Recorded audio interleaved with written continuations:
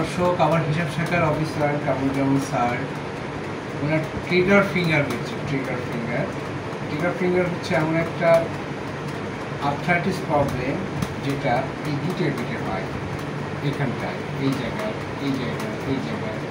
এখানে, আবার আঙ্গুলে হয়, বৃদ্ধাঙ্গুলে।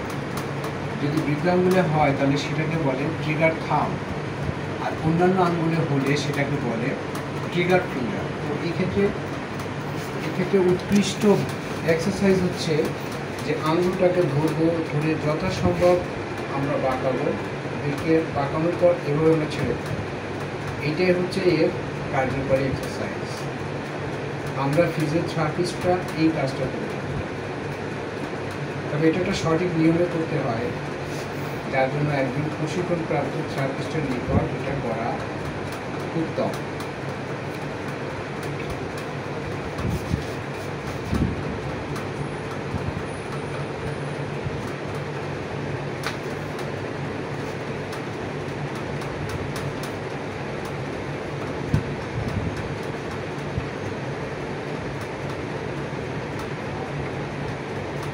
দর্শক, এখানে বলে রাখি, উনি স্টেরয়েড জাতীয় ঔষধ ব্যবহার করেছেন।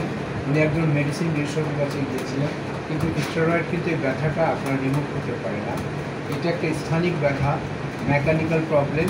এটা এইভাবে থেরাপির মাধ্যমে, ম্যানুয়াল থেরাপির মাধ্যমে এটা ম্যানেজমেন্ট করতে হয়।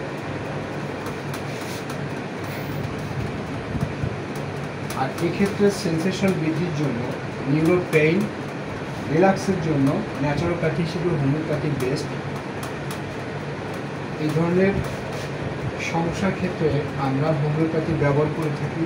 আমাদের লিভার পেইনের উপর প্রায় শতাধিক হোমিও ঔষধ আছে।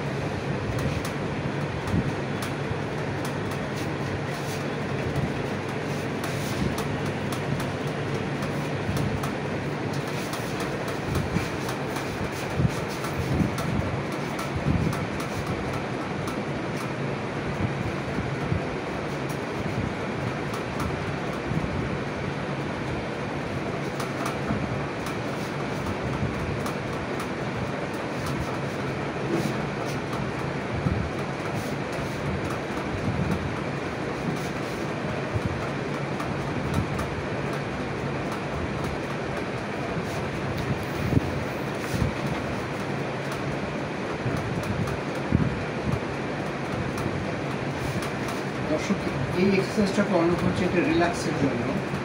স্ট্রেস, মাসেলকে স্ট্রেস করা হবে এবং রিল্যাক্স করা হবে।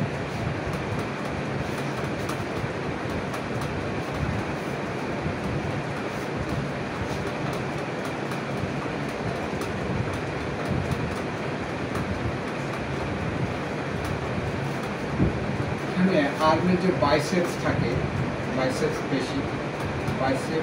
পেশিটা যখন স্থির হয়ে যায় দীর্ঘদিন ব্যবহার না করার জন্য, তখন এই প্রবলেমটা দেখা যায়। এই প্রবলেমের সর্বশেষ পর্যায়ে হচ্ছে ফ্রোজেন শোল্ডার ডেভেলপ করে।